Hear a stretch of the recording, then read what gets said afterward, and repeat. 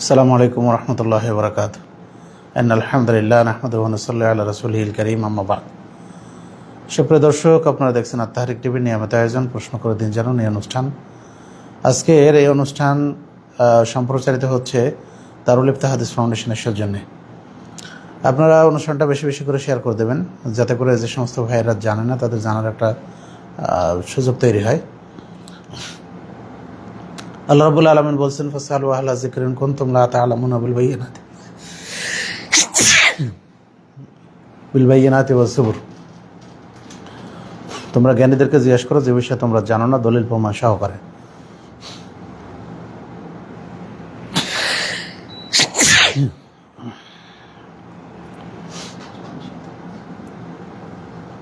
তো আপনাদেরকে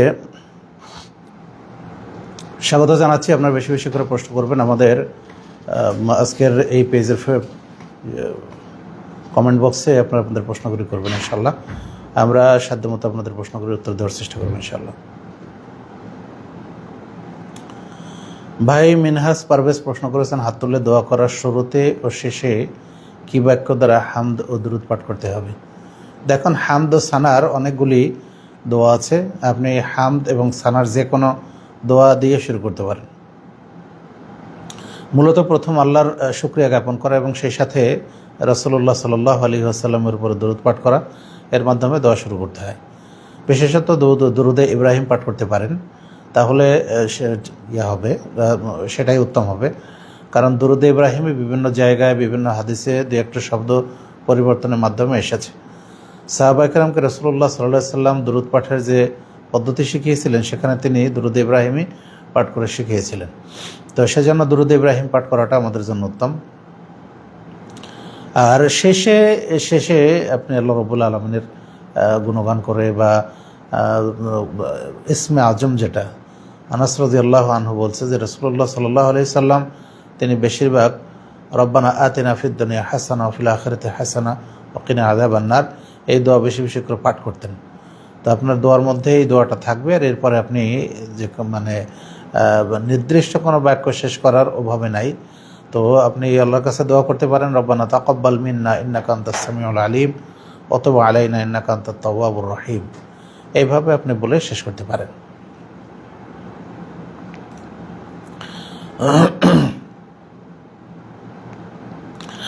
আর এক ভাই প্রশ্ন করেছেন, জিকির করার ফজিলত কি? যে কোনো সময় পাঠ করা যায় এমন কতিপয় জিকির যদি বলতেন। দেখুন, জিকিরের ফজিলত হচ্ছে অনেক।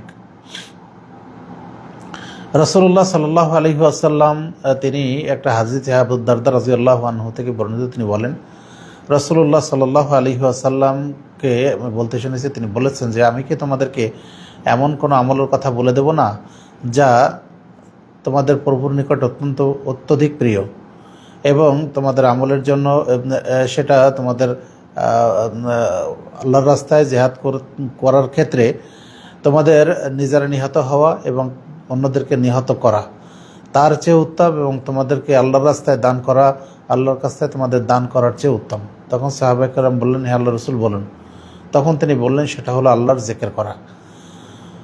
মুআজ বিন জাবাল রাদিয়াল্লাহু আনহু বলছেন যে জিকিরের চেয়ে মুক্তিদানকারী অন্য কোনো আমল নেই, জিকিরের চেয়ে অধিক মুক্তিদানকারী অন্য কোনো আমল নেই। তাহলে জিকিরের মাধ্যমে আল্লাহ রাব্বুল আলামিনের কাছে মুক্তি পাওয়া যায়। এমনকি সুনানে তিরমিজির একটা হাদিস এসেছে 2683, এই হাদিসে রাসূলুল্লাহ সাল্লাল্লাহু আলাইহি ওয়াসাল্লাম দীর্ঘ কয়েকটি বিষয় আলোচনা করলেন, যেখানে তিনি বলছেন যে আল্লাহ রাব্বুল আলামিন ইয়াহইয়া বিন জাকারিয়া আলাইহিস সালামকে 5টি বিষয় নির্দেশ দিয়েছিলেন, সেগুলি নিজে আমল করার এবং তার উম্মতকে এগুলি জানানোর জন্য তিনি বলেছিলেন। তন্মধ্যে তিনি বললেন যে তোমরা আল্লাহর জিকির করবে। কারণ জিকিরের উদাহরণ হলো এমন, যেমন কোনো ব্যক্তিকে দস্যুরা ধাওয়া করে তাকে তার দুহাত পিছনে ফিরে তাকে বেঁধে ফেলেছে এবং তাকে হত্যার জন্য প্রস্তুত করেছে। এ সময় বলল যে দস্যুরা তার পিছনে ধাওয়া করেছে এবং সে দৌড়াতে দৌড়াতে একটা দুর্গে গিয়ে আশ্রয় গ্রহণ করলো। রাসূলুল্লাহ সাল্লাল্লাহু আলাইহি সাল্লাম বললেন যে ইয়াহইয়া বিন জাকারিয়া আলাইহিস সালাম তিনি বললেন যে জিকিরের উদাহরণ হচ্ছে এমন যে যার মাধ্যমে সে জাহান্নাম থেকে মুক্তি পেতে পারে। সুতরাং আমরা যে কোনো সময় যে কোনো অবস্থায় আমরা জিকির করতে পারি। আবু হুরায়রা রাদিয়াল্লাহু আনহু থেকে বর্ণিত, তিনি বলেন রাসূলুল্লাহ সাল্লাল্লাহু আলাইহি ওয়াসাল্লাম বলছেন, দুটি বাক্য যেটা রহমানের নিকটে প্রিয় অর্থাৎ আল্লাহর নিকটে প্রিয়, মিজানের পাল্লায় অত্যধিক ভারী এবং মানুষের জিহ্বায় উচ্চারণ করা অত্যন্ত হালকা, সেটা হলো সুবহানাল্লাহি ওয়া বিহামদিহি সুবহানাল্লাহিল আযীম। আমরা এই জিকিরগুলি সকাল সন্ধ্যায় পাঠ করতে পারি। এছাড়াও সুবহানাল্লাহি আলহামদুলিল্লাহি ওয়া লা ইলাহা ইল্লাল্লাহু আল্লাহু আকবার, লা ইলাহা ইল্লাল্লাহু ওয়াহদাহু লা শারীকা লাহু লাহুল মুলকু ওয়া লাহুল হামদু ওয়া হুয়া আলা কুল্লি শাইইন কাদির। এইভাবে বিভিন্ন জিকিরগুলি আমরা পাঠ করতে পারি। সুবহানাল্লাহ, আলহামদুলিল্লাহ, এইভাবে আমরা বিভিন্ন জিকির পাঠ করতে পারি, জিকির করতে পারি। শুধু পেশাব পায়খানারত অবস্থায় ছাড়া যে কোনো অবস্থায় এই জিকিরগুলি আপনি পাঠ করতে পারেন। যখন সুযোগ পাওয়া যাবে তখনই আপনি এগুলি পাঠ করতে পারবেন ইনশাআল্লাহ।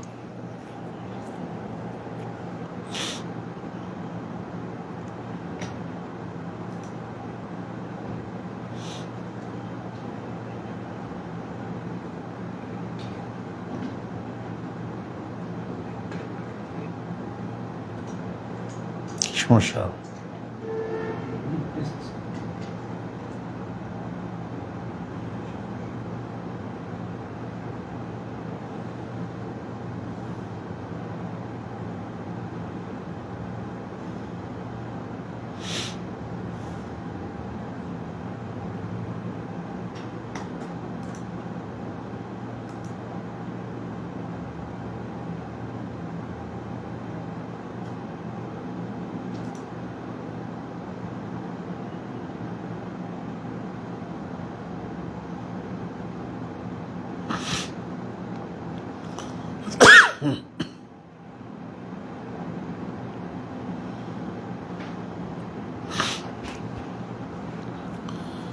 ভাই প্রশ্ন করেছেন যে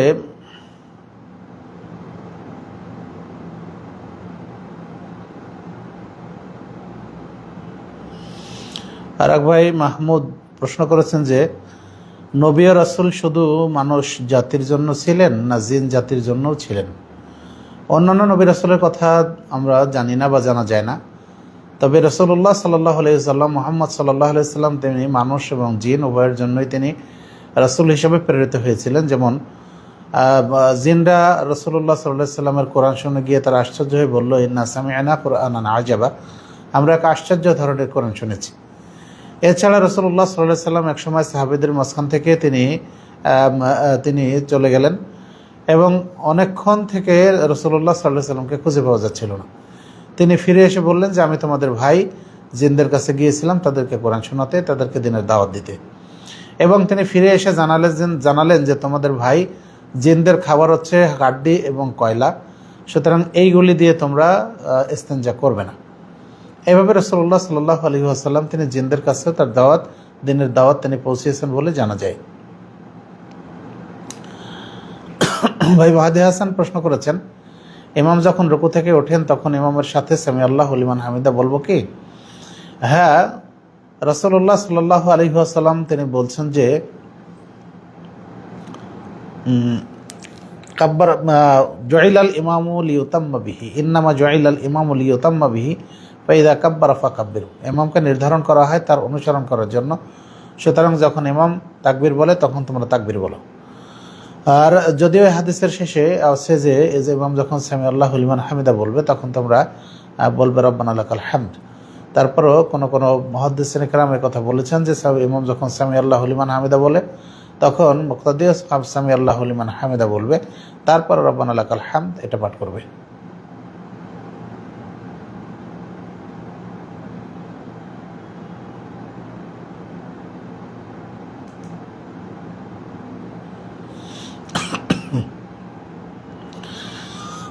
ভাই মাহমুদ প্রশ্ন করেছেন যে বান্দা কর্মের স্রষ্টা, বান্দার কর্মের স্রষ্টা আল্লাহ, আর এখানে বান্দা বলতে আর বান্দা তার বাস্তবায়নকারী, এখানে বান্দা বলতে কি শুধু মানুষকে বোঝানো হয়েছে নাকি মানুষ ও জিন উভয়কেই বোঝানো হয়েছে? দেখুন, বান্দা বলতে মানুষ এবং জিন উভয়কেই বোঝানো হয়েছে, কারণ আল্লাহ রাব্বুল আলামিন বলছেন আমা খলাকতুল জিন্না ওয়াল ইনসা ইল্লা লিয়াবুদুন, আমি মানুষ এবং জিন জাতিকে কেবল আমার ইবাদতের জন্যই সৃষ্টি করেছি।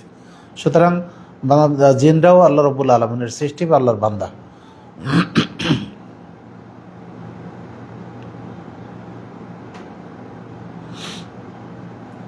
যে ভাই আবু বকর, তিনি আমাদেরকে দেখছেন, ডাক্তার আবু বকর আমাদেরকে দেখছেন জয়পুরহাট থেকে, জাযাকাল্লাহু খাইরান। আর এক ভাই প্রশ্ন করেছেন যে আমাদের এলাকায় মসজিদে বিলম্ব করে সালাত আদায় করে, এক্ষণে ফজর ও আসর সালাত মসজিদে জামাতের সাথে আদায় করব নাকি একাকী আউয়াল ওয়াক্তে সালাত আদায় করব? দেখুন, জামাতে সালাত আদায় করাটা ওয়াজিব। এখন দেরি করে সালাত আদায় করলেও আপনি আউয়াল ওয়াক্তে সালাত আদায় করে নেবেন, ফজর এবং আসর। পরবর্তীতে সুযোগ পেলে জামাতে শরীক হবেন, কারণ জামাতে সালাত আদায় করাটা ওয়াজিব। আমরা চেষ্টা করব জামাতে সালাত আদায় করা। আল্লাহ তৌফিক দিন।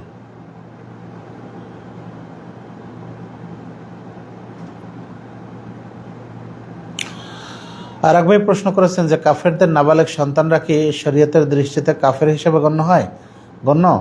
দেখুন, রাসূলুল্লাহ সাল্লাল্লাহু আলাইহি ওয়াসাল্লাম বলছেন, কুল্লু মাউলুদিন ইউলাদু আলাল ফিতরা ফাআবাওয়াহু ইউহাব্বিদানিহি আও ইউনাসসিরানিহি আও ইউমাজ্জিসানিহি।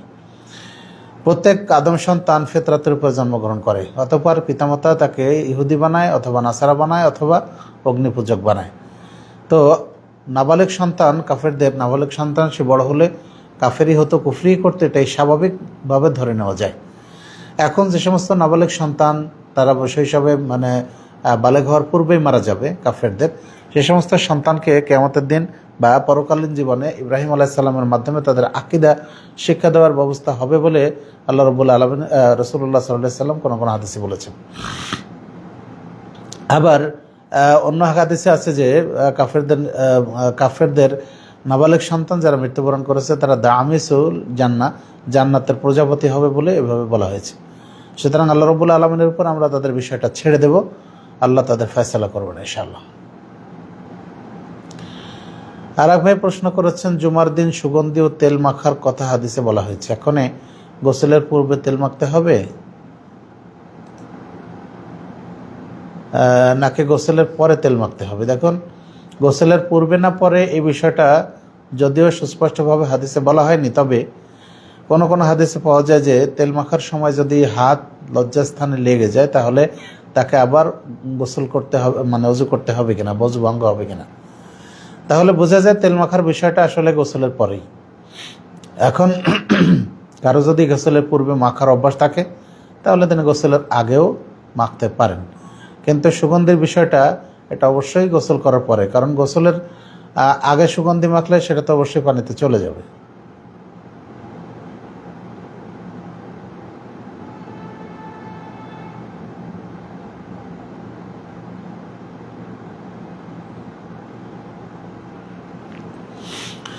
আর এক ভাই প্রশ্ন করেছেন, পরনের লুঙ্গি পাজামা এগুলি যেন খুলে না যায়, এই জন্য কোমরে যে কোনো ধরনের সুতা ব্যবহার করা যাবে কি? দেখুন, পাজামার জন্য তো সুতা প্রয়োজন নেই, কারণ পাজামার জন্য এর সাথে পাজামার সাথেই কোনো বাঁধার জন্য ব্যবস্থা থাকে অথবা রাবার থাকে, যেগুলির মাধ্যমে কোমরে আটকে থাকে। বিষয়টা হলো লুঙ্গি কারো যদি এমনটা হয় যে খুলে যাওয়ার সম্ভাবনা থাকে, তাহলে শুধু লুঙ্গিকে কোমরের সাথে আটকে রাখার জন্য তিনি যে কোনো জিনিস ব্যবহার করতে পারেন। সেটা কোনো বেল্ট হতে পারে, সেটা কোনো রশি হতে পারে, সেটা যে কোনো জিনিস হতে পারে। কিন্তু এইসব রশি বাঁধার ক্ষেত্রে, কোমরে বাঁধার ক্ষেত্রে অন্য কোনো নিয়ত বা অন্য কোনো উদ্দেশ্যের জন্য না থাকে।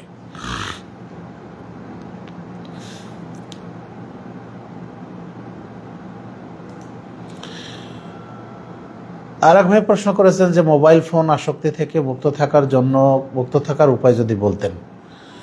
আমরা এক্ষেত্রে প্রথমত বলবো, যারা প্রাপ্তবয়স্ক তাদের জন্য করণীয় হলো প্রথমত আল্লাহ রাব্বুল আলামিনের কাছে দোয়া করা, আল্লাহ যেন এই সমস্ত অন্যায় অশ্লীল কাজ থেকে, এই ধরনের অনর্থক কাজ থেকে আমাদেরকে বিরত রাখেন। এই জন্য আল্লাহর কাছে বিনীতভাবে দোয়া করতে হবে।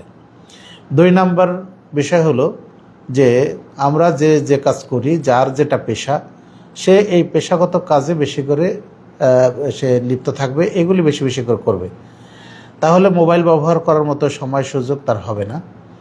3 নম্বর যে বিষয় সেটা হলো এই যে যদি কারো অবসর সময় থাকে বিস্তর, তাহলে সেক্ষেত্রে তিনি কোরআন তেলাওয়াত, হাদিস অর্থসহ পাঠ করা বা কোনো ইসলামী বই পাঠ করা অথবা কোনো প্রিয় ব্যক্তিত্বের জীবনী পাঠ করা, রাসূলুল্লাহ সাল্লাল্লাহু আলাইহি সাল্লামের সিরাত পাঠ করা, এগুলির মাধ্যমে মোবাইল আসক্তি থেকে নিজেকে মুক্ত রাখা যাবে ইনশাআল্লাহ।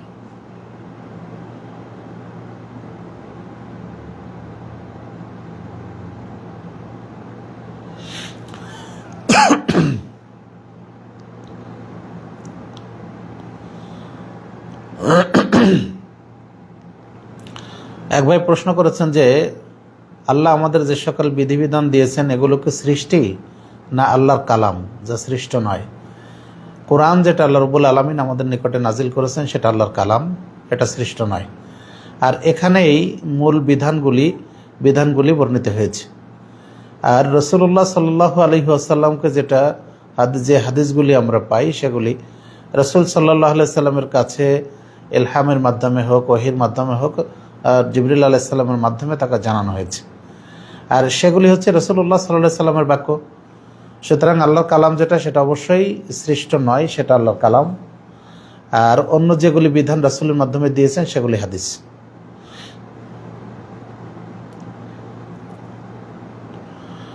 আর এক ভাই প্রশ্ন করেছেন যে ইমামের পেছনে সূরা ফাতিহা পাঠ করার নিয়ম কি? দেখুন, এইসব ক্ষেত্রে সালাতের যে বিষয়গুলি এগুলি আপনারা সালাতুর রাসূল থেকে দেখে নিতে পারেন।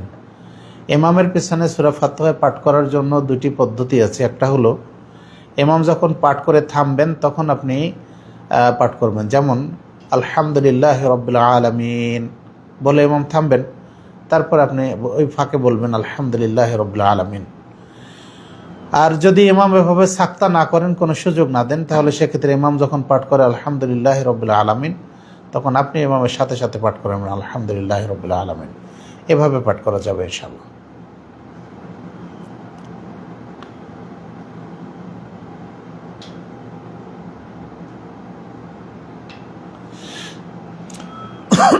ভাই আবু মুসা প্রশ্ন করেছেন, ধূমপানরত ব্যক্তি অথবা যে ব্যক্তি জর্দা দিয়ে পান খাচ্ছেন এমত অবস্থায় তাকে সালাম দেওয়া ঠিক হবে কি? দেখুন, এই নেশাদার বস্তু পান করার কারণে, সেবন করার কারণে সে কিন্তু মুরতাদ হয়ে যায় না। সে কবিরা গুনাহগার হলেও সে কিন্তু মুরতাদ নয়। তো সেই হিসাবে তাকে সালাম দেওয়া যাবে, এটা তাকে কোনো সম্মান নয়, বরং এ সালাম তার জন্য দোয়া। সে চাইলে এগুলি থেকে আল্লাহ যদি তাকে কবুল করেন তাহলে এইসব বিষয়গুলি থেকে সে কিন্তু মুক্ত হতে পারে, অর্থাৎ এগুলি সে বাদ দিয়ে দিতে পারে। এই জন্য তাকে সালাম দেওয়া যাবে, কারণ সে এইসব কবিরা গুনার কারণে সে কিন্তু মুরতাদ হয়ে যায় না। সুতরাং সে যদি সালাত আদায় করে বা তার ঈমান থাকে তাহলে তাকে সালাম দেওয়া যাবে। হেলাল হক প্রশ্ন করেছেন, আমি এক হিন্দু ভাইয়ের সাথে মিষ্টির ব্যবসা করছিলাম। সে ঈদে মিষ্টি দিবে বলেছিল, কিন্তু দেয় নাই। সে বেশি লাভে বিক্রি করেছে। এখন আমার প্রশ্ন, তার সাথে কিছু আমার কাছে টাকা পাবে, তাকে কল দিয়ে বলি ভাই মিষ্টি দেন, সে বলে হবে না। আবার বলছে বাকিরা টাকা লাগবে না, এখন আবার সে টাকা চায়। ভাই আপনার প্রশ্নটা অস্পষ্ট। যদি কেউ আপনার কাছে পাওনাদার থাকে তাহলে তাকে অবশ্যই তার আপনার পাওনা পরিশোধ করতে হবে। যদি কেউ আপনার থেকে টাকা পেয়ে থাকে, কেউ যদি আপনার সাথে প্রতারণা করে থাকে তাহলে প্রতারণার জন্য সে দায়ী হবে। সুতরাং আপনি কারো কাছে ঋণী থাকলে আপনি ঋণ পরিশোধ করে দেবেন।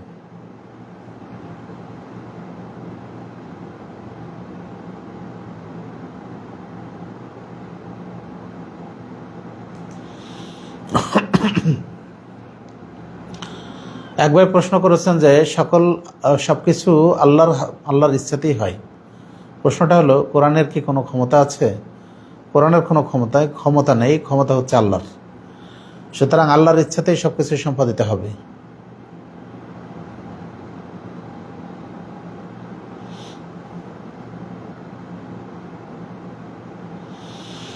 ভাই প্রশ্ন করেছেন, কোনো আলেমের ফতোয়া দেওয়ার যোগ্যতা অর্জন করতে কি কি বিষয়ে জ্ঞান অর্জন করা কর্তব্য? মূলত ফতোয়া দেওয়ার জন্য কোরআন হাদিস বিষয়ে যথেষ্ট জ্ঞান থাকাটা কর্তব্য। আবার কোনো ক্ষেত্রে দেখা যায় কোনো মানুষ ফতোয়া বোর্ডে থাকার কারণে বিভিন্ন ফতোয়া বিষয়ে তার যথেষ্ট জ্ঞান অর্জন হয়ে যায়। তো এইসব বিষয়গুলি, শরীয়তের বিষয়গুলি, বিভিন্ন বিষয় যদি তার জ্ঞান থাকে তাহলে সে বিষয়ে সে উত্তর দিতে পারে।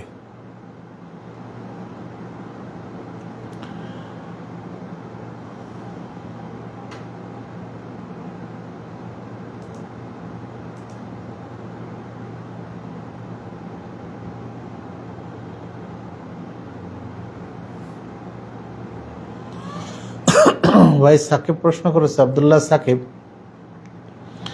আমরা যখন আহলাদিস আন্দোলন যুব সংঘের দায়িত্বশীলদের সঙ্গে নওদাপাড়া সহ রাজশাহীর আহলাদিস মসজিদগুলোতে তালিমি বৈঠক করতে চাই, এতে সব মসজিদে বৈঠক করা গেলেও দুঃখজনক হলেও সত্য যে কিছু মসজিদে তারা আহলাদিস হওয়া সত্ত্বেও আহলাদিস আন্দোলন বাংলাদেশ যুব সংঘের কাউকে বৈঠক করতে দেয় না। তারা তো বৈঠক করতেই দেবে না। আমির জামাতকে নিয়ে এবং আহলাদিস আন্দোলন বাংলাদেশকে নিয়ে বিভিন্ন কটূক্তি করেও গালিগালাজ করে, আর আমাদের ব্যঙ্গ করে বলে আমরা নাকি আহলে গালিব। এমত অবস্থায় আমাদের করণীয় কি? এমত অবস্থায় আমাদের করণীয় হলো যে ধৈর্য ধারণ করা এবং তাদের সাথে ব্যক্তিগত বৈঠকের মাধ্যমে তাদের বিষয়টা বোঝানো।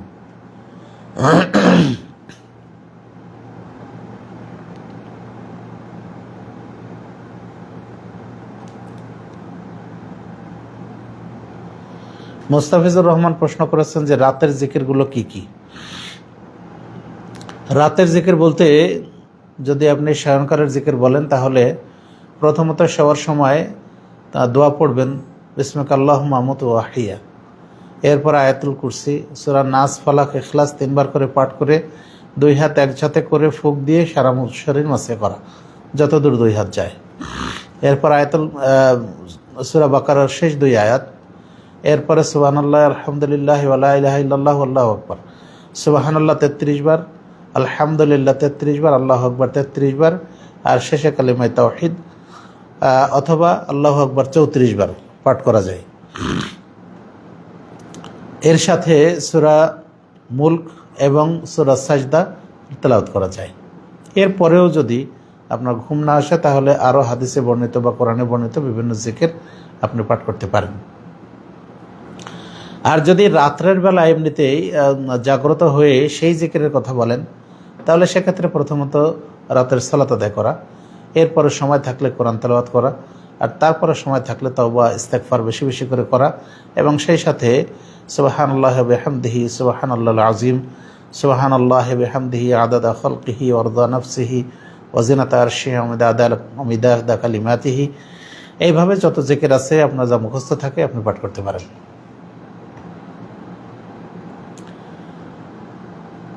আমজাদ হোসেন প্রশ্ন করেছেন একজনকে টাকা ভাঙতি করতে দিয়েছিল, যে ভাঙতি করার জন্য নিয়েছিল সেই লোকটি টাকাটা হারিয়ে ফেলে।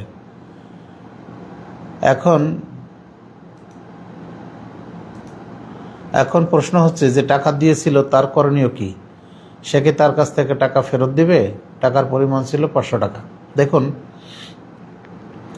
টাকা ভাঙতি করতে যে ব্যক্তি দিয়েছিল এবং যে নিয়েছিল দুইজনকেই সাবধান হওয়া উচিত ছিল যে ভাঙতি করতে নিয়েছে সে আসলে উপযুক্ত কিনা, সে প্রাপ্তবয়স্ক কিনা এবং সে কতটা সচেতন, এটা তার দেখে তারপরে টাকা ভাঙতি করতে দেওয়া উচিত ছিল।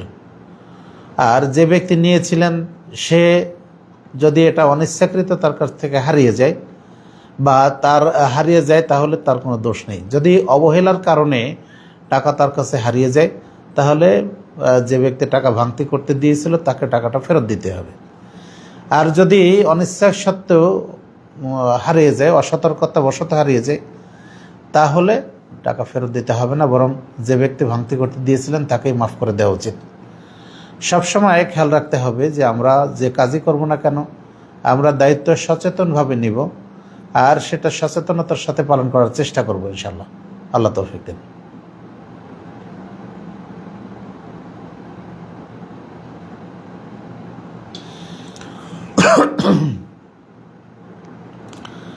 মেয়েদের নাম নুরি রাখা যাবে কিনা?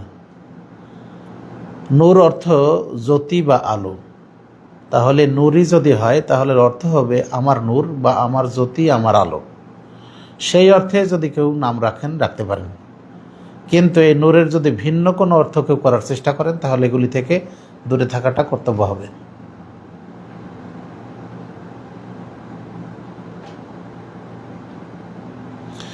তাওহীদুল ইসলাম বলছেন অজু ছাড়া কোরআন স্পর্শ করে পড়া যাবে কি?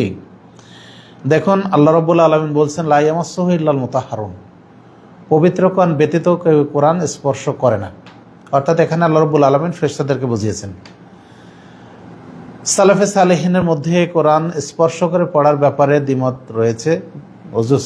অজু ছাড়া স্পর্শ করে পড়া পক্ষে এবং বিপক্ষে মত রয়েছে।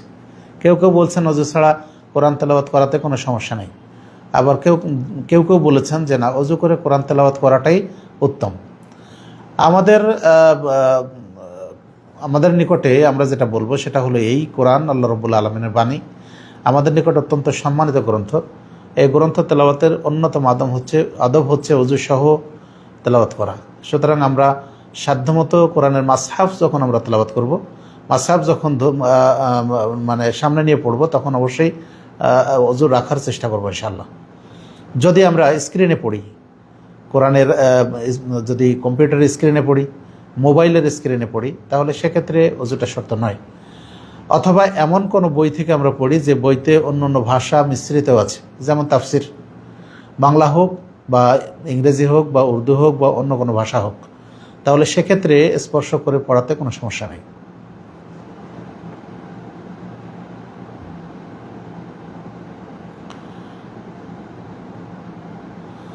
একবার প্রশ্ন করেছেন, সংগঠন থেকে বেরিয়ে গেলে কি জাহেলি মৃত্যু হবে আর জালেমের অন্তর্ভুক্ত হবে? না, সে কথা নয়। বরং বলা হয়েছে যে ব্যক্তি জামাত থেকে দূরে সরে গেল, সে যেন জাহিলিয়তের একটি শাখায় মৃত্যুবরণ করলো, আর সে জালেমের অন্তর্ভুক্ত হবে না, না সেটা বলা হয়নি।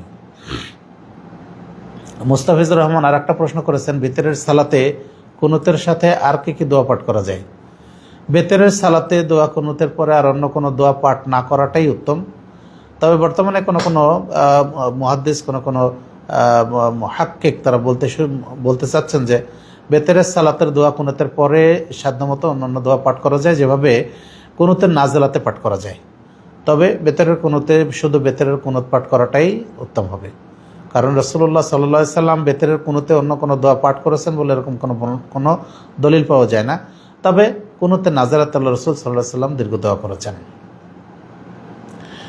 রেজাউল আহমদ প্রশ্ন করেছেন, 4 রাকাত সালাত বিশিষ্ট সালাতের দ্বিতীয় রাকাতে শুধু কি তাশাহুদ পাঠ করব নাকি সাথে দরুদ ইব্রাহিম পাঠ করব? দেখুন, তাশাহুদের বৈঠকে শুধু তাশাহুদ পাঠ করার কথাই হাদিসে এসেছে, সুতরাং আমরা সাধ্যমতো সেটাই পাঠ করার চেষ্টা করবো ইনশাআল্লাহ। শিহাব চৌধুরী প্রশ্ন করেছেন যে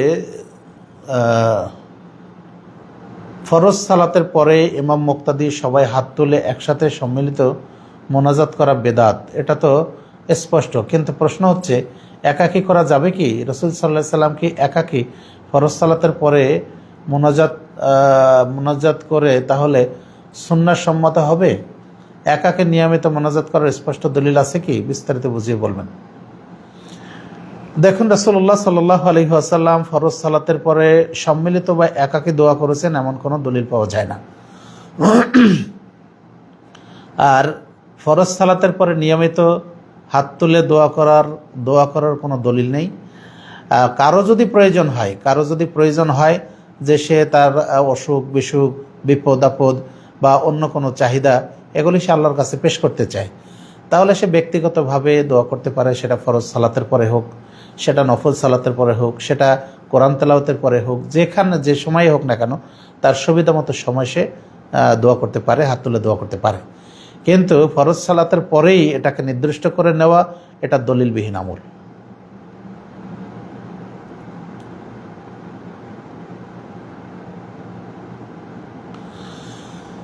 ভাই কামরুজ্জামান প্রশ্ন করেছেন যে জন্মদিনে কি সিয়াম রাখতে হয়? ছোট শিশুর পক্ষ থেকে অনেক বাবা মা সিয়াম রাখে, এটার ভিত্তি আছে কি? দেখুন, শিশুদের পক্ষ থেকে বাবা মা সিয়াম পালন করবেন এমন কোনো দলিল নেই।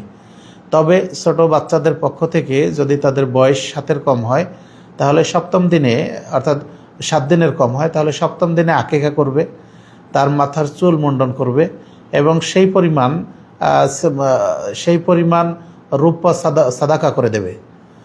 আর বাচ্চাদের উত্তম সুন্দর নাম রাখবে এবং তাদের আকীদা আমল যাতে ভালো হয় সেজন্য আল্লাহর কাছে দোয়া করবে, বেশি বেশি করে দোয়া করবে। যখন তারা বড় হবে তখন তাদেরকে আস্তে আস্তে করে আকীদার বিষয়গুলি শিখাবে। আল্লাহ আসমানে থাকেন, রাসূলুল্লাহ সাল্লাল্লাহু আলাইহি সাল্লাম মাটির তৈরি, জান্নাত জাহান্নাম আখিরাত, এইসব বিষয়গুলি তাকে আস্তে আস্তে করে যতটুকু তার ধারণ ক্ষমতা আছে এটা তাকে শেখাবে। কিন্তু ছোট বাচ্চার পক্ষ থেকে সিয়াম পালন করতে হবে এরকম কোনো দলিল নেই। সেলিম রেজা প্রশ্ন করেছেন, মৃত্যু দাদা দাদির জন্য কেমন করে দোয়া করব? আপনি বাংলায় তাদের মুক্তির জন্য তারা জীবদ্দশায় যদি কোনো গুনাহ করে থাকে তাদের গুনাহগাতা আল্লাহ তুমি তাদের গুনাহগাতা মাফ করে দাও, আল্লাহ তুমি তাদের কবর আযাব মাফ করে দাও, আল্লাহ তুমি তাদেরকে জান্নাতবাসী করো। এইভাবে আপনার মনে যত দোয়া আছে, যত করতে পারেন আপনি তাদের জন্য দোয়া করতে পারেন। আপনি যে ভাষায় দোয়া করেন না কেন, আল্লাহ রাব্বুল আলামিন আপনার ভাষা বুঝবেন এবং ইনশাআল্লাহ আপনার দোয়া কবুল করবেন।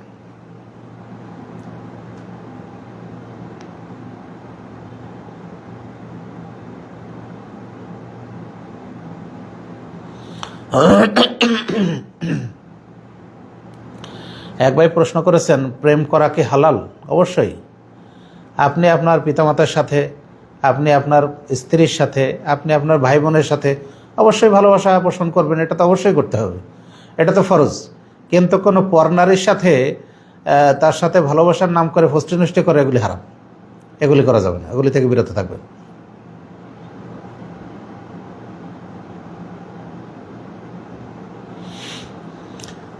আর এক ভাই প্রশ্ন করেছেন, দাড়ি যদি সাদা হয়ে যায় অর্থাৎ পেকে যায় তাহলে কি দাড়িতে কালো কালার ব্যতীত অন্য কোনো কালার করতেই হবে?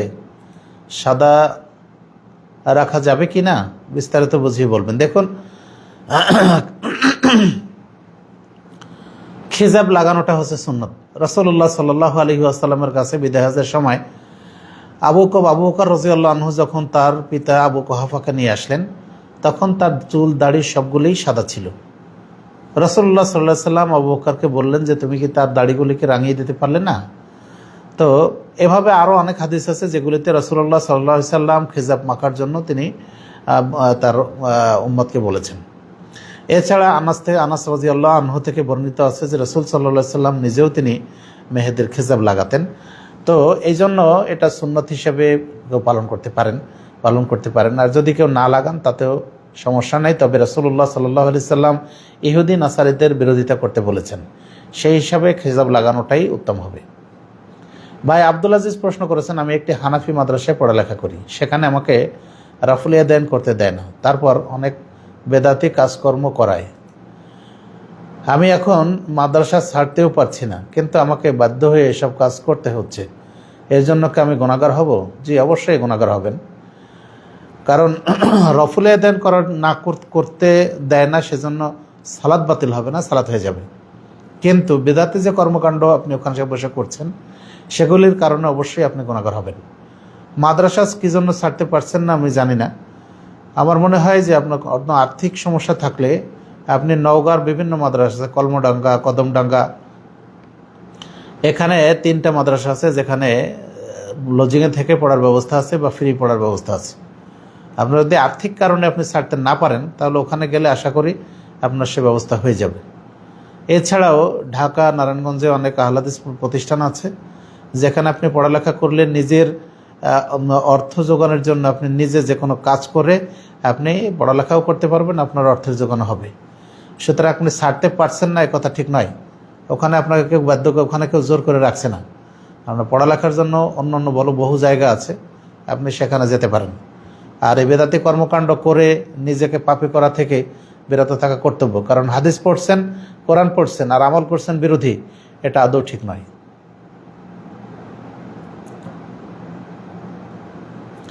সাইফুল্লাহ শামসুর রহমান প্রশ্ন করেছেন যে আমার বাসার পিছনে কবর রয়েছে, কবরস্থান, সেখানে অনেক সময় থুতু ফেলতে হয় বাধ্য হয়ে, অথবা কাগজের টুকরা বা অন্য কিছু ফেলতে হয়, পরে অবশ্যই আমি ওটা পুড়িয়ে দেই, তারপরেও সেখানে কি কিছু ফেলানো যাবে? বিশেষত থুতু বাথরুমে, বেসিনে, এইসব জায়গায় ফেলানোটা ভালো। বাড়ির জানালা দিয়ে বা কবরস্থানের দিকে এগুলি ফেলানো থেকে বিরত থাকা কর্তব্য। আর কাগজের টুকরা বা অন্য কোনো জিনিস, এইগুলি অভ্যাস তৈরি করার জন্য আপনি বাড়িতে ছোট্ট ছোট্ট করে ডাস্টবিন রাখতে পারেন, যেগুলি ঢাকনাওয়ালা অনেক ডাস্টবিন পাওয়া যায় এখন প্লাস্টিকের, দাম খুব বেশি নয়, আপনি 70-80 টাকার মধ্যে ছোট ছোট ডাস্টবিনগুলি পেয়ে যাবেন। এগুলি রুমের ভিতরে রাখলে ছোট বাচ্চারা যেমন অভ্যস্ত হবে, ঠিক তেমনিভাবে আপনি নিজেও বাহিরে ফেলানো থেকে মুক্ত থাকতে পারবেন। পরে আপনি যতই পুড়িয়ে দেন, কবরকে সম্মান করা আমাদের প্রত্যেকের কর্তব্য। সুতরাং সেক্ষেত্রে কোনো অবাঞ্ছনীয় বস্তু, থুতু বা এই জাতীয় কফ, কাশি, এসবগুলি ওখানে ফেলানো থেকে বিরত থাকাটা আমাদের জন্য কর্তব্য।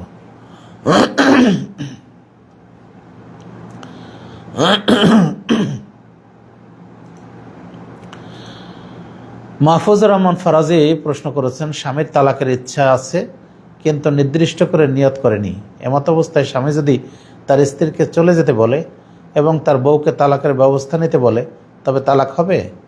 যে এরকম অবস্থায় এক তালাক গণ্য হবে। প্রশ্ন 2, তালাকের ইচ্ছা থাকলে স্ত্রীকে চলে যা বললে তালাক হবে? যদি তালাক দেওয়ার চিন্তা ভাবনা থাকে মনে, নাকি স্পষ্ট নিয়ত লাগবে? মনে চিন্তা ভাবনা থাকাটাই নিয়তের জন্য স্পষ্ট করে মুখে কিছু উচ্চারণ করতে হয় না। সুতরাং মনে থাকলে, যদি মনে থাকার সত্ত্বেও যদি বলে চলে যা, তাহলে এটাই এক তালাক গণ্য হবে।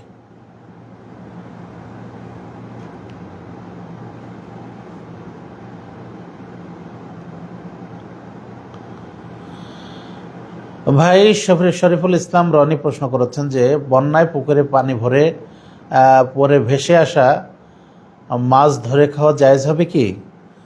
যদি নির্দিষ্টভাবে জানা যায় যে অমুকের পুকুর থেকেই মাছগুলি চলে এসেছে, তাহলে সেক্ষেত্রে সাধ্যমতো তাকে পারলে ফেরত দেওয়া উচিত, অথবা তার কাছ থেকে অনুমতি নেওয়া উচিত যে ভাই তোমার পুকুরের মাছ হয়তো আমাদের পুকুরে এসে থাকবে, সেক্ষেত্রে তোমার কোনো দাবি দেওয়া আছে কিনা আমরা যদি ধরে খাই, এটা অনুমতি নেওয়া ভালো। আর যদি এমন হয় যে পানিতে পুরো এলাকায় একাকার হয়ে গেছে, অতঃপর কার পুকুরের মাছ কোথায় চলে গেছে সেগুলি জানা যায় না, তো সেক্ষেত্রে নিজের পুকুর থেকে মাছ ধরে খেলে সেটা অন্যায় হবে না।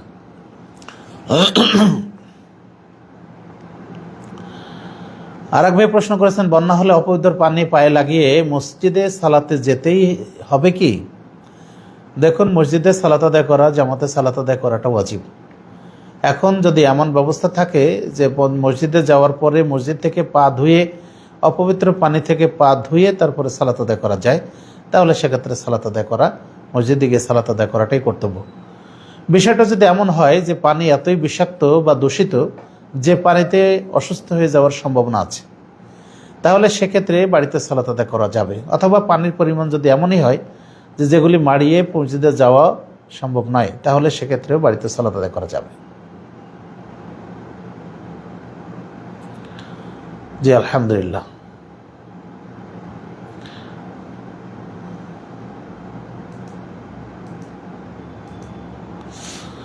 জনৈক আলেম বলেন, সংগঠনের আমিরের নিকটে বায়াত করা যাবে যদি দেশে মুসলিম সরকার থাকে। মুসলিম সরকার না থাকলে সাংগঠনিক বায়াত করা বিদআত।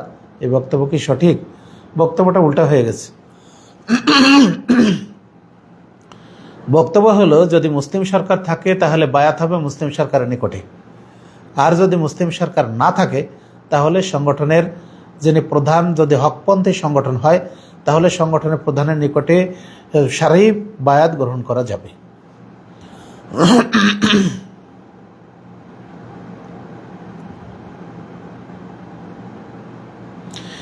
হিজবুত তাওহীদের ভয়াবহ ফিতনা থেকে ভাই আব্দুল্লাহ সাকিব প্রশ্ন করছে যে হিজবুত তাওহীদের ভয়াবহ ফিতনা থেকে বাঁচতে এবং মানুষকে সচেতন করতে জেনারেল পড়ুয়া ছাত্রদের কি কি করণীয়?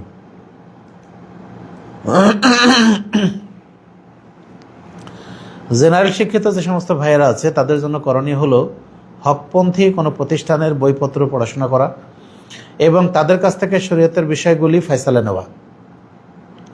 পারলে হকপন্থী কোনো আলেমের শরণাপন্ন হওয়া এবং কোনো সমস্যা তৈরি হলে অথবা যদি কোনো বিষয় জানার প্রয়োজন হয় তাহলে তার কাছ থেকে জেনে নেওয়া। এ ধরনের হিজবুত তাওহীদ শুধু নয়, বিভিন্ন ধরনের সংগঠন আমাদের দেশে কাজ করছে যাদের আকীদা আমল একেবারেই কোরআন হাদিস বিরোধী। সুতরাং সেক্ষেত্রে আমাদের সাধ্যমতো জেনে বুঝে তারপরে আমল করা কর্তব্য এবং যে কোনো ভাবে আমাদের সচেতন থাকাটা আমাদের কর্তব্য। আমরা চেষ্টা করবো ইনশাআল্লাহ। একজন ভাই প্রশ্ন করেছেন যে আজান ও একামতে মুহাম্মদ সাল্লাল্লাহু আলাইহি সাল্লামের নাম আসলে সাল্লাল্লাহু আলাইহি ওয়াসাল্লাম বলা যাবে কি? যে যখন যে ওয়াক্ত আসে তখন সে বাংলায় বলে কোরআন হাদিস থেকে জানতে চাই না। এক্ষেত্রে রাসূলুল্লাহ সাল্লাল্লাহু আলাইহি সাল্লাম বলছেন যে যখন মুয়াজ্জিন আজান দেয় তখন তোমরা তাই বলো যা মুয়াজ্জিন বলে। সুতরাং মুয়াজ্জিন যা বলবে তাই বলতে হবে, শুধু হাইয়া আলা সালাহ হাইয়া আলাল ফালাহ এটা বলার সময় লা হাওলা ওয়ালা কুওয়াতা ইল্লা বিল্লাহ বলতে হবে, যেটা সহিহ হাদিসে এসেছে। এছাড়া রাসূলুল্লাহ সাল্লাল্লাহু আলাইহি সাল্লামের নাম উচ্চারণের সময় সাল্লাল্লাহু আলাইহি ওয়াসাল্লাম আজানের জবাব দেওয়ার ক্ষেত্রে বলার প্রয়োজন নেই।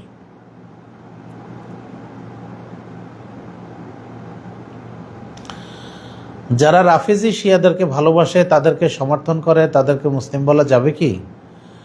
দেখুন, মুসলিম বলার ক্ষেত্রে তারা আসলে তাদের আকীদা আদর্শ জেনে শুনে তারপরে তাদেরকে ভালোবাসে কিনা এবং সমর্থন করে কিনা সেটা আগে জানতে হবে। যদি কোনো অমুসলিম, যদি কোনো কাফের মুশরিক অথবা কোনো মোনাফেক বা কি বলা যায় যা আকীদা ভ্রষ্ট কোনো ব্যক্তিকে যদি সঠিক মনে করে এবং তাদের সাথে আদর্শিক সম্পর্ক রাখে, তাহলে এটা ঈমান বিধ্বংসী কারণ, এটা ঈমান বিনষ্টের কারণ। সুতরাং সেক্ষেত্রে অবশ্যই সাবধান হতে হবে।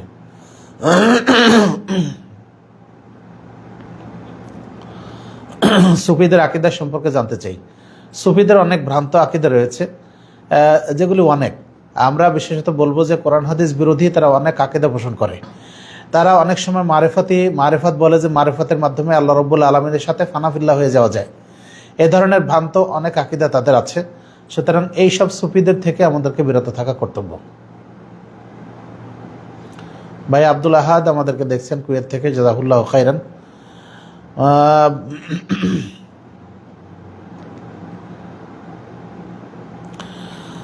আর এক ভাই প্রশ্ন করেছেন, ছেলে মেয়েকে কোরআন হেফজ সম্পন্ন করতে কোনো বিদাতি প্রতিষ্ঠানে পড়ালেখা করানো যাবে কি? দেখুন, বেদাতি প্রতিষ্ঠানে পড়ালেখা করাতে যদি তারা বেদাত শেখে এবং তারা যদি সুন্নত বিরোধী আমল শেখে, তাহলে সেক্ষেত্রে ওখান থেকে বিরত থাকাটা কর্তব্য।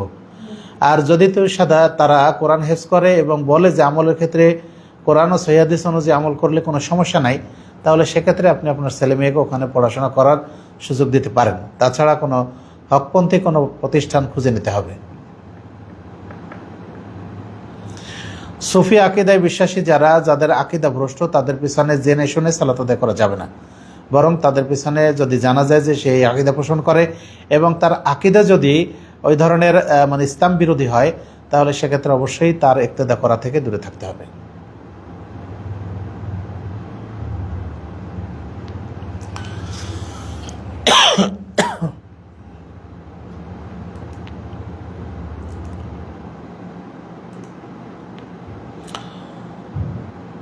ভাই মোয়াজ্জেম হোসেন প্রশ্ন করেছেন যে অফিসের প্রয়োজনে মাসের 20 থেকে 25 দিন ভ্রমণে থাকি, একদিন 2 দিন বাসায় থাকার পর আবার ভ্রমণ করি,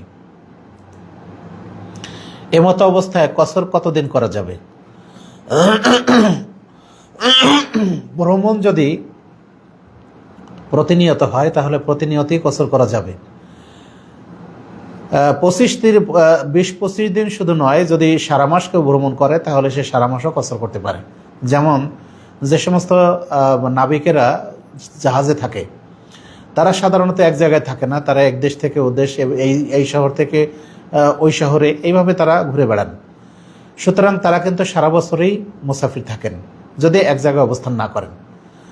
আপনি সফর করার ক্ষেত্রে কোনো জায়গায় যদি 4 দিনের বেশি নিয়ত করে সফর করেন, তাহলে সেক্ষেত্রে যেখানে আপনি অবস্থান করবেন 4 দিনের বেশি, সেখানে আপনি পুরো আদায় করবেন। আর যদি এমনটা হয় যে আজকে আপনি ঢাকা থেকে গাজীপুর যাচ্ছেন, কালকে নরসিংদী যাচ্ছেন, তারপরের দিন নারায়ণগঞ্জ যাচ্ছেন, তারপরের দিন কুমিল্লা যাচ্ছেন, এইভাবে যদি হয় যে এক এক দিন এক এক জায়গায় আপনি সফর করছেন, তাহলে সেক্ষেত্রে যখনই আপনি সফরে থাকবেন তখন আপনি কসর করতে পারবেন ইনশাআল্লাহ।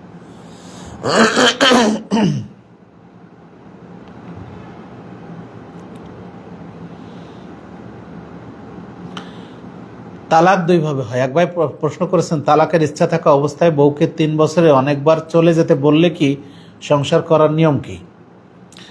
দেখুন, তালাক 2 ভাবে হয়। একভাবে হয়ে তালাক বলা হয় স্পষ্ট, যাকে বলা হয় সরিহ। সেটা হলো তালাক শব্দ উচ্চারণ করে বউর উদ্দেশ্যে তালাক শব্দ উচ্চারণ করলে তালাক হয়ে যাবে, এখানে নিয়তের প্রয়োজন হয় না। 2 নম্বর হচ্ছে কেনায়া বা ইঙ্গিত বাহু তালাক।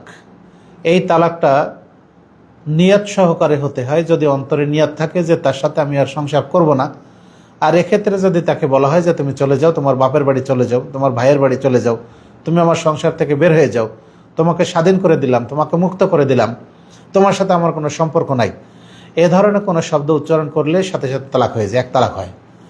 এখন এভাবে যদি বারবার বলতে থাকে তাহলে সংসার করার আর কোনো সুযোগ থাকবে না। সুতরাং যারা এই কাজ করেছেন তারা নিজেরা চিন্তা ভাবনা করবেন যে তাদের অবস্থা কি অবস্থায় আছে।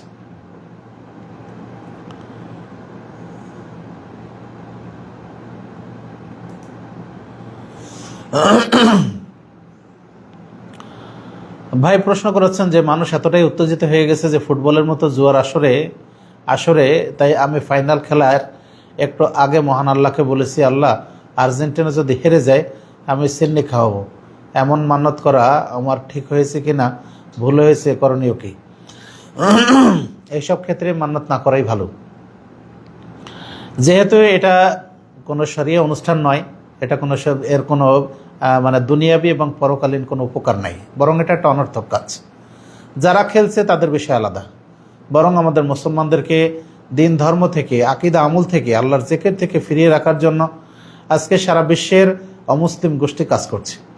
আর আমাদের মুসলমানরা তাদের খপ্পরে পড়ে গিয়ে নিজেদের সময়, শ্রম এগুলি নষ্ট করছে, এমনকি নিজেদের মূল্যবান জীবন এগুলিও বিলিয়ে দিচ্ছে, আত্মহত্যা করছে। সুতরাং এই ধরনের কোনো কাজে আপনি হয়তো চাচ্ছেন যে যদি আর্জেন্টিনা হেরে যায় তাহলে মানুষের এই উত্তেজনা কিছুটা কমে যাবে, সেটা নয়। বরং আমরা বলবো যে আল্লাহ রাব্বুল আলামিন যেন মানুষকে হেদায়েত করেন, তাদেরকে যেন ভুল থেকে ফিরিয়ে আনেন এবং তাদেরকে তাদের সময়, শ্রম এগুলি যেন কল্যাণকর কাজে নিয়োজিত করার তৌফিক দান করেন। আমরা এইভাবে দোয়া করব। আর এইসব ক্ষেত্রে এই ধরনের মান্যত করাটা ঠিক নয়। জাহাঙ্গীর হোসেন প্রশ্ন করেছেন, টিভির জন্য ছোট ছেলেমেয়েরা অনেক বিরক্ত করে, অন্যদের বাড়িতে গিয়ে টিভিতে বসে থাকে, এমত অবস্থায় টিভি ক্রয় করা কি জায়েজ হবে? দেখুন ভাই, আগে তাদেরকে বোঝাতে হবে যে অন্যের বাড়িতে যাওয়াটা এটা ঠিক নয়। 2 নম্বর বিষয় হলো টিভিতে যে সমস্ত জিনিস দেখানো হয় এগুলি অধিকাংশই অশ্লীল দেখানো হয়। এখন এই অশ্লীল জিনিস তারা দেখে তাদের ছোট্ট জীবনে, তাদের ছোট্ট মনে এইসব বিষয়ে দাগ কেটে পড়বে। সুতরাং তাদেরকে উপদেশের মাধ্যমে এবং তাদেরকে খেলাধুলায় ব্যস্ত রাখার মাধ্যমে টিভি আসক্তি থেকে তাদেরকে ফিরিয়ে রাখতে হবে। তারা যেসব খেলা পছন্দ করে প্রয়োজনে নিজেকেও কিছু সময় দেওয়া, নিজে আপনার স্ত্রীকে বলবেন তাদেরকে নিয়ে কিছু সময় দেওয়া বা তাদেরকে কোথাও ঘুরতে নিয়ে যাওয়া, এইভাবে করে তাদের টিভি আসক্তি থেকে মূলত আপনাকে দূর করার চেষ্টা করাটা কর্তব্য। যদি সেটা হয় তাহলে আপনার টিভি ক্রয় করার দরকার হবে না। যদি তাতে সম্ভব না হয় তাহলে আপনি টিভি ক্রয় করে সেটাকে এমনভাবে নিয়ন্ত্রণ করবেন যেন কোনো অন্যায় অশ্লীল জিনিস দেখতে না পায়, বরং সেখান থেকে শিক্ষণীয় বিষয়গুলি, সেখান থেকে দিন ধর্মের যে শিক্ষাগুলি হয় সেগুলি যেন তারা জানতে বুঝতে পারে এবং আস্তে আস্তে তাদেরকে আসক্তি থেকে দূরে রাখাটাই আমাদের জন্য করণীয় হবে। আর এক ভাই প্রশ্ন করেছেন, কাকের পায়খানা কাপড়ে বা শরীরে লাগলে অজু ভেঙে যাবে কি? কোনো অপবিত্র জিনিস শরীরে লাগার কারণে অজু ভেঙে যায় না, বরং শরীর বা কাপড় অপবিত্র হবে, সেই জায়গাটা ধুয়ে ফেললেই আবার ওই কাপড় পরে সালাত আদায় করা যাবে ইনশাআল্লাহ। অথবা শরীরে লাগলে শরীর ধুয়ে ফেলতে হবে।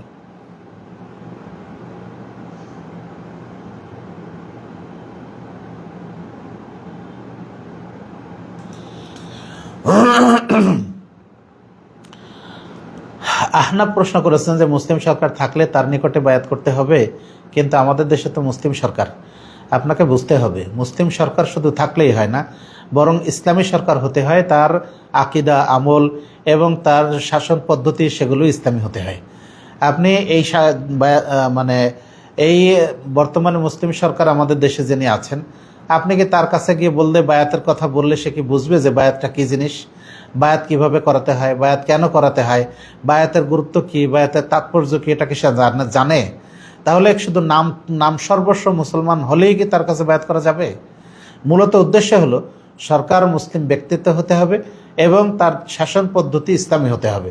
যেমন ধরেন সৌদি আরবে আছে, কুয়েতে আছে, কাতারে আছে, এই ধরনের দেশে যারা মুসলিম সরকার এবং সেই সাথে তারা সাধ্যমতো ইসলামী বিধান অনুযায়ী দেশ পরিচালনা করার চেষ্টা করেন, তাদের ক্ষেত্রে তাদের বিষয়টা এখানে বোঝানো হয়েছে।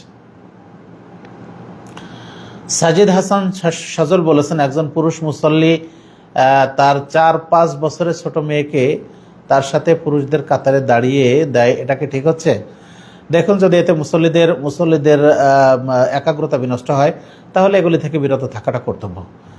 আর ছোট বাচ্চা হিসেবে রাসূলুল্লাহ সাল্লাল্লাহু আলাইহি ওয়াসাল্লাম তিনি উমাইয়া বিনতে উম্মে সালামা রাদিয়াল্লাহু আনহাকে কাঁধে নিয়ে তাকে কোলে নিয়ে কিন্তু সালাত আদায় করতেন। সুতরাং এক্ষেত্রে যদি মুসল্লিদের কোনো সমস্যা না হয় তাহলে এটা করাতে অসুবিধা নাই। আর যদি মুসল্লিরা এতে বিরক্ত হয় বা তাদের একাগ্রতা বিনষ্ট হয় তাহলে এটা থেকে বিরত থাকা কর্তব্য। ভাই আনিসুর রহমান প্রশ্ন করেছেন যে আমি জামাতে উপস্থিত হয়ে দেখি ইমাম সাহেবের সূরা কেরাত শেষের পথে তাকবীরে তাহরিমা বাঁধার সঙ্গে সঙ্গে ইমাম সাহেব রুকুতে গেছে।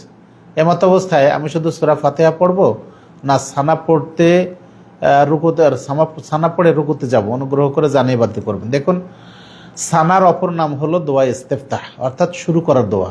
আপনি যদি ইমামকে এই শুরুতেই পেয়ে যান তাহলে সেক্ষেত্রে আপনি সানা পাঠ করবেন। আর যদি শুরুতে না পান তাহলে সূরা ফাতিহা পাঠ করার সুযোগ পেলে সূরা ফাতিহা পাঠ করে আপনি ইমামের সাথে রুকুতে শামিল হবেন। আর যদি দেখেন যে সূরা ফাতিহা পাঠ করার সুযোগ নাই, সে সময়ও নাই, তাহলে আপনি রুকুতে শামিল হবেন, পরবর্তীতে 1 রাকাত যোগ করে নেবেন ইনশাআল্লাহ।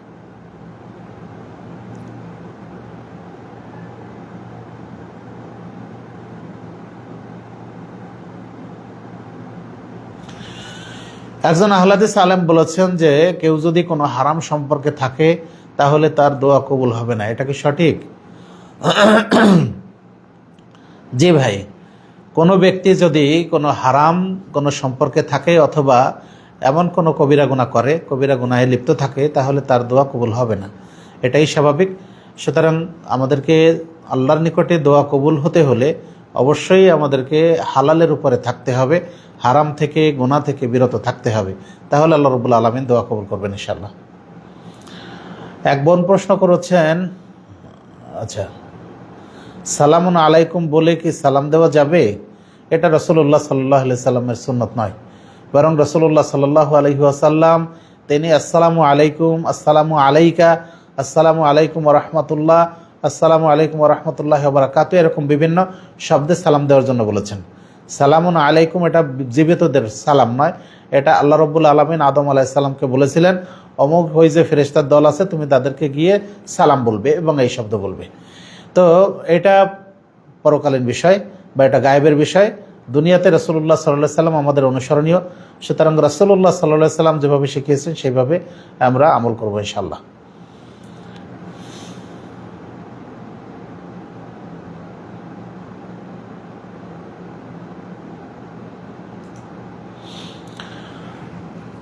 ভাই সাকিব সালাফি প্রশ্ন করেছেন যে আমরা হাদিস জানি কোনো ব্যক্তি নেশা জাতীয় দ্রব্য পান করলে তার 40 দিন সালাত কবুল হবে না। প্রশ্ন হলো, এই নেশা জাতীয় দ্রব্য কি ধরনের? সাধারণ নেশা যেমন বিড়ি, সিগারেট, গুল, জর্দা এগুলো খেলে কি 40 দিন সালাত কবুল হবে না, নাকি বড় জাতীয় নেশাদ্রব্য? একটু বিস্তারিত বলবেন। দেখুন, নেশাদ্রব্যের কথা বলা হয়েছে। রাসূলুল্লাহ সাল্লাল্লাহু আলাইহি সাল্লাম বলছেন, মান শারিবাল খামরা লাম ইয়াকবাল সালাতুন 40 সাবাহান 40 লাইলাতান, যে ব্যক্তি নেশাদ্রব্য পান করবে অর্থাৎ মাদক সেবন করবে, আল্লাহ রাব্বুল আলামিন তার 40 দিনের সালাত কবুল করবেন না। তাহলে 40 দিন এখন এই নেশা জাতীয় দ্রব্য আমরা মাদক যেটা আমরা সেটা ছোট হোক আর বড় হোক, সেটা কম হোক আর বেশি হোক, রাসূল সাল্লাল্লাহু আলাইহি সাল্লাম বলছেন মাসকারা কাসিরুহু ফাকালিলুহু হারামুন, যার বেশি খেলে মাদকতা আসে তার অল্প খাওয়াটাও হারাম। এখন এইসব ক্ষেত্রে নেশা জাতীয় বা মাদক যেসব জিনিস সেসবগুলি থেকে মুসলমানের বিরত থাকা কর্তব্য। আমরা চেষ্টা করব যে এগুলি আমরা পরিহার করতে পারি। ইউনুস আলী প্রশ্ন করেছেন, আমি একজন হিন্দুর কাছ থেকে 20-25 বছর আগে কিছু টাকা ঋণ নিয়েছিলাম, এখন তার আর কোনো খোঁজ পাওয়া যাচ্ছে না।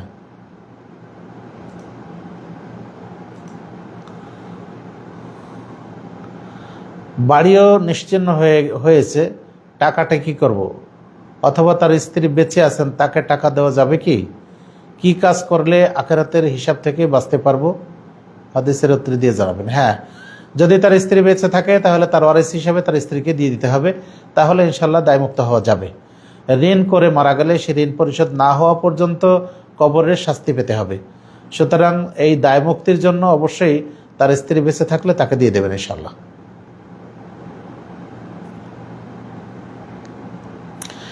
বেলাল হোসেন প্রশ্ন করেছেন, মেয়েদের নাম সাথী রাখা যাবে কি?